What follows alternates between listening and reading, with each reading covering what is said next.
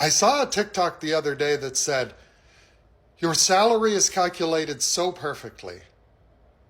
The idea that corporations have figured out exactly how little they can pay you before you break and then pay you just above that line. And look, it's a powerful hook for a video, but it's also not quite true. The real story is actually more unsettling than that. Corporations aren't sitting there calculating your personal breaking point. I mean, this isn't some villain boardroom scene. But what they are doing is something colder. They set wages on something called minimum viable retention. They ask, what will the market allow us to pay? How many people will quit if we do? How expensive is turnover compared to raises? And if the answer is people will stay even if they're struggling, that becomes the wage. People love to say, well, companies used to pay workers better. But that wasn't because corporations suddenly developed a conscience. It was because they were forced to. Strong unions, higher corporate taxes, labor shortages, social pressure after the Great Depression. And once those guardrails came off in the 80s, wages stopped rising while productivity kept climbing and the extra value went straight up to the top.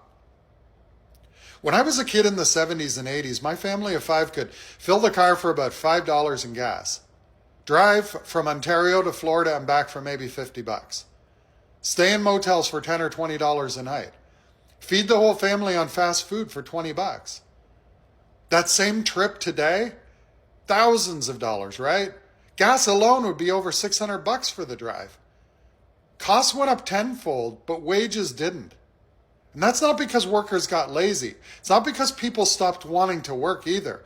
It was because risk was downloaded onto workers while profits were uploaded to shareholders. When every emergency can ruin you, when every paycheck already has a destination, that's not freedom. That's precarity by design. And this is why things like a universal basic income and a real social safety net aren't radical ideas. They're pressure relief valves. They give people bargaining power. They reduce desperation.